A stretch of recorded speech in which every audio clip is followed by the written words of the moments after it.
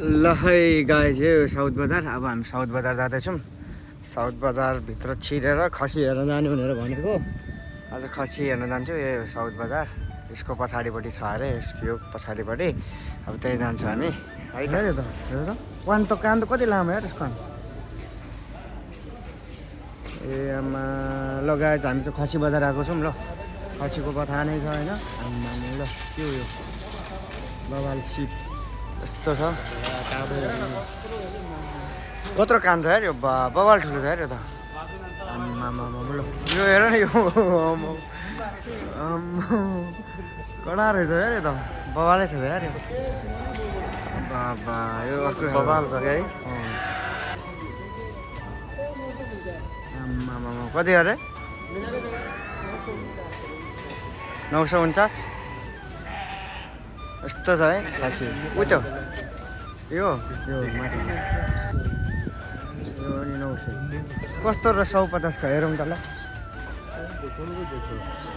ये 100 रुपये का 100 को माल है ठीक है ना। कितना किलो होएगा? क्या है खसी है? ए दाई इधर आ जा, यहाँ आउने यहाँ।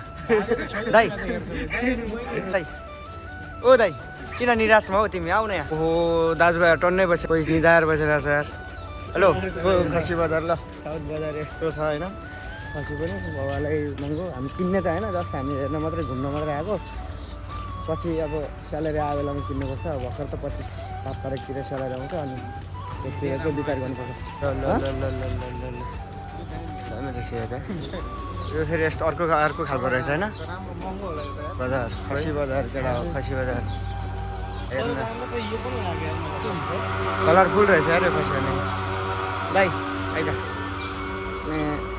ए दाइ आइज न, आइज न। डराएर भएको छ मसँग त। दाइले मजाले हेर्नुपर्छ दाइ, यहाँ आउन यहाँ। अब भयो आगो लगायो होला नि त्यहाँ, पुरा आगो लगाएको छ त्यहाँ पुरा। हेरौँ न के गरेको खसी बजार पुरा। खसी पनि हेऱ्यो राजहरूले। हामी निक्लिँदैछौँ अब। हामी 3 जना छौँ।